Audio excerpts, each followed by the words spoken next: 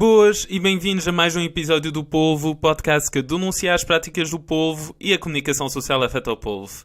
Como toda a gente sabe, ontem foram revelados novos e-mails no site Mercado de Benfica, desta vez relativos a Domingos Soares de Oliveira, administrador executivo da SAD do Benfica, e pelo pouco que tenho lido, considero que estes e-mails são dos mais graves que vimos até agora, porque demonstra cabalmente todos os crimes feitos pelo Benfica e como é que o Benfica queria controlar o futebol português. Mas antes de mais queria fazer só um à parte à comunicação social do nosso país. Já passaram mais de 24 horas desde que os e-mails foram postos online. O trabalho dos jornalistas é fazer investigação. Encontra-se muitos e-mails de interesse público, tanto do ponto de vista desportivo e também extra-desportivo, e mesmo assim ainda não surgiu uma única notícia sobre as revelações gravíssimas que se podem encontrar nesses e-mails. Mas agora vou começar desde já por ler um e-mail bastante grave do Domingos Soares de Oliveira, portanto o administrador executivo da SAD do Benfica, e era um e-mail enviado para Luís Filipe Vieira a 23 de março de 2012. Tive aqui um pensamento perverso. A linha A. Como dizes, a forma de ajoelhar, entre aspas, o Benfica é ir pela centralização. A linha B. Para garantir os votos necessários à centralização, há que comprar, entre aspas, os clubes médios e pequenos e remover o louco, entre aspas, do Presidente da Liga. A linha C. Para remover o Presidente da Liga, nada mais fácil que acabar com a Liga, asfixiando-a, por exemplo, com problemas associados ao totonegócio ou, mais importante, fazendo cair os patrocínios, única fonte de receita. A linha D. Se a Liga acabar, junta-se as competições na Federação, cujo Presidente é uma pessoa mais fácil de lidar. A linha E. Relativamente à centralização, sai mais barato dar mais dinheiro aos clubes pequenos e médios do que pagar o dinheiro que o Benfica pede. A linha F. Então faça-se um acordo. Vocês, clubes médios e pequenos, garantem a centralização e que eu ganhe o contrato novo, centralizado, e eu aceito a rescisão dos contratos atuais e aceito pagar mais 500 mil a cada um de vós. Devo estar só a sonhar. Abraço e viva o Benfica. Domingos. Portanto, este e-mail é o espelho do Benfica. Já há muitos anos que a Liga está a tentar centralizar os direitos televisivos para termos uma Liga mais competitiva. E por isso, naquela altura, quando Mário Figueiredo ainda era o presidente da Liga, a centralização dos direitos televisivos era uma das suas maiores vontades. E o Domingos Soares de Oliveira já estava a pensar em soluções que podiam ser utilizadas para não sair prejudicado com a centralização dos direitos televisivos. Mas o Domingos Soares de Oliveira também pensava no que é que os outros clubes podiam fazer. No entanto, esta forma de atuar do Benfica, tentando obter vantagens de formas ilegais ou de formas pouco corretas, é uma pouca vergonha e isto tem de ser punido. No entanto, ainda existe muito pior do que este e-mail.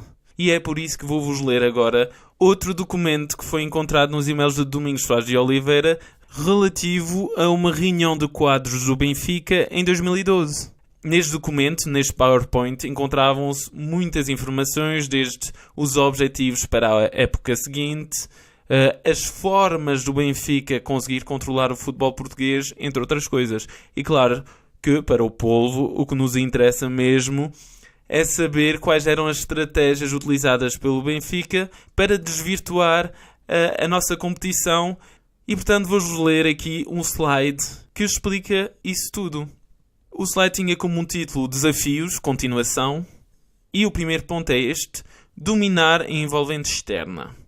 O segundo ponto: definir e implementar uma estratégia coerente a 5 anos, partindo de um diagnóstico sobre as envolventes internas e externas, entre parênteses, federativo, político, comunicação e judicial. Outro ponto: o reforço do controle e influência nas diferentes áreas do poder da indústria. E o último ponto, aumentar a influência controlo sobre o poder na federação e respectivos conselhos de arbitragem, no poder político, nos meios de comunicação e média e no poder judicial.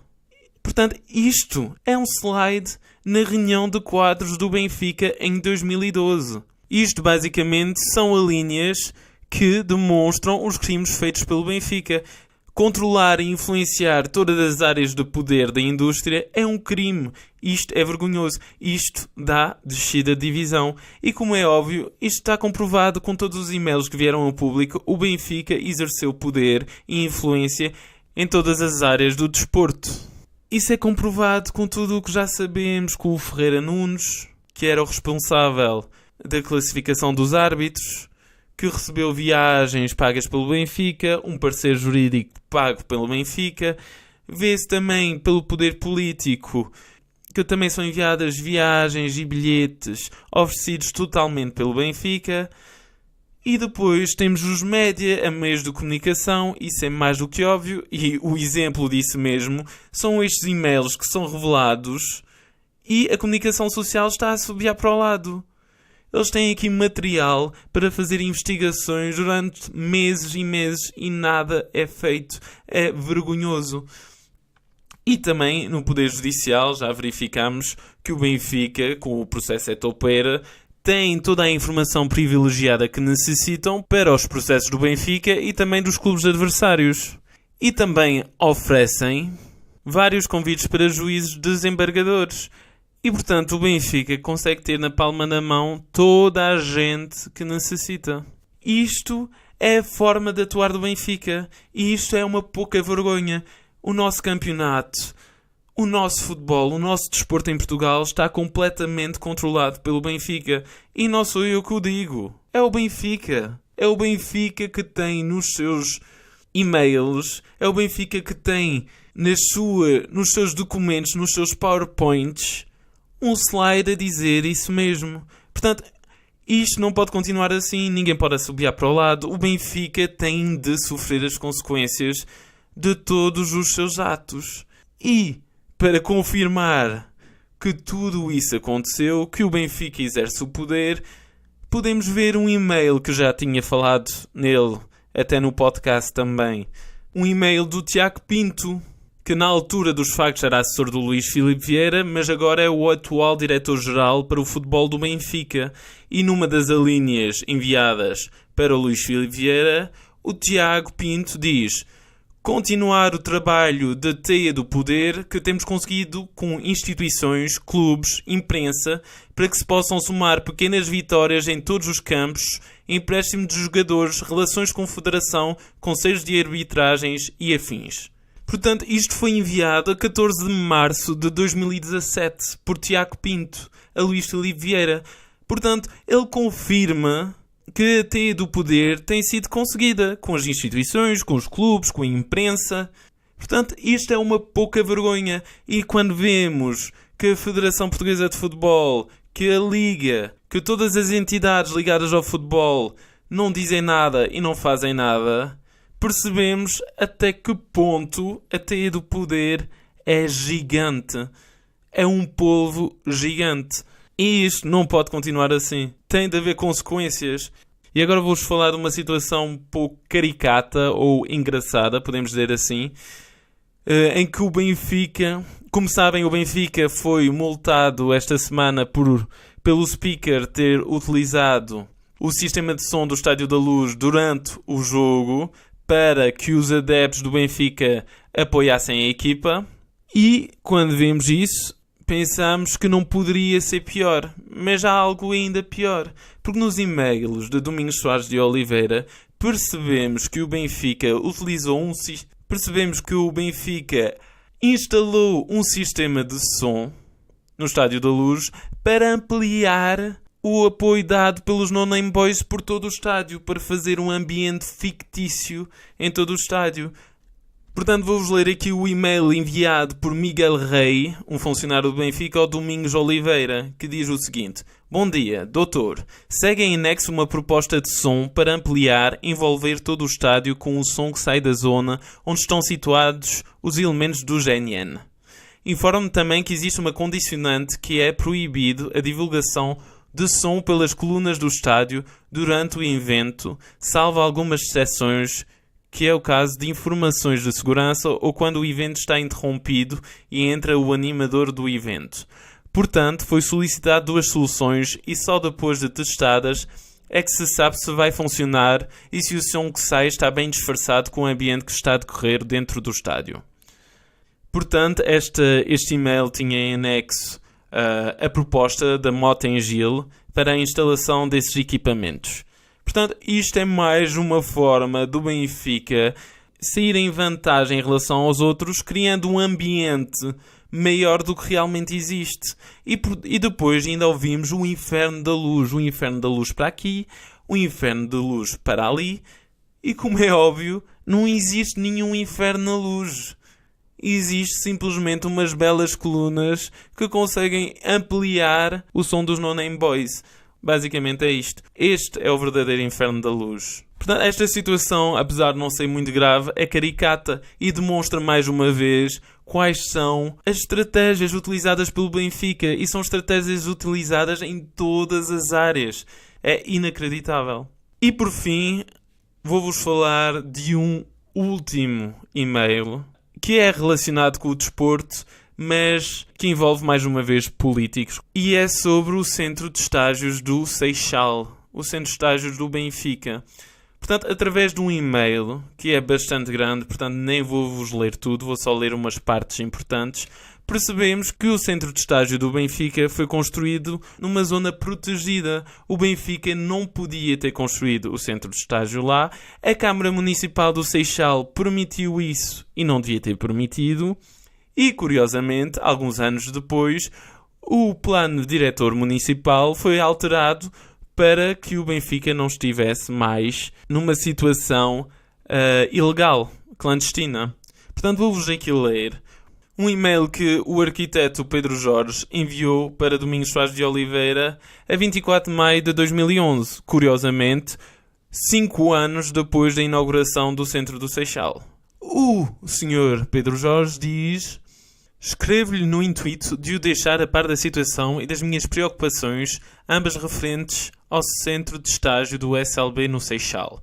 Como já sabe, a Câmara Municipal do Seixal meteu os pés pelas mãos e não consegue provar que deliberou dar início ao procedimento de elaboração do plano de pormenor viabilizador.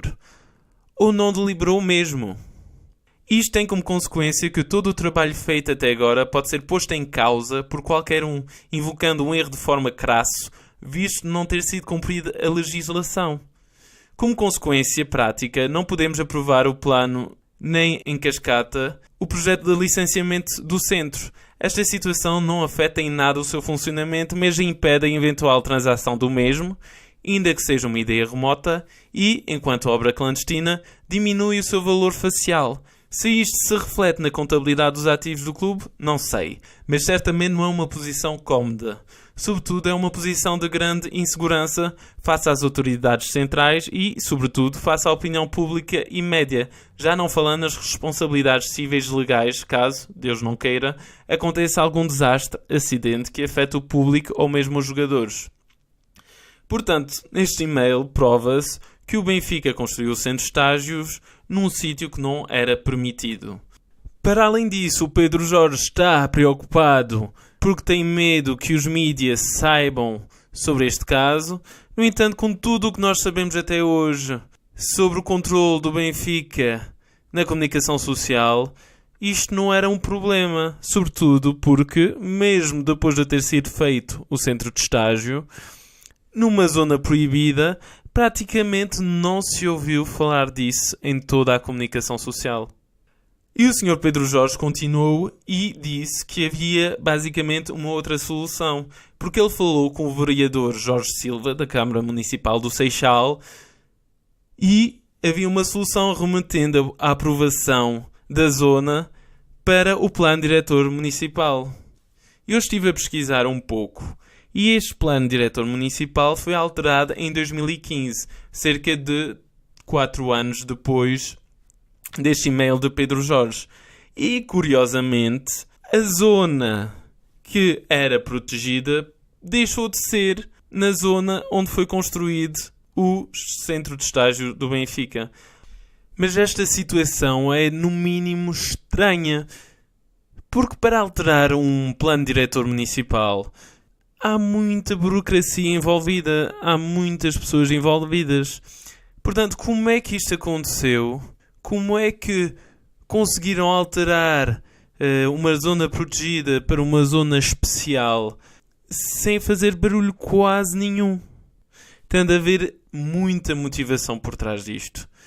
Deve haver pessoas, certamente, que receberam certos favores ou certos valores. Não sei, não tenho provas. Simplesmente acho muito estranho que uma situação dessas passa sem fazer nenhum tipo de barulho.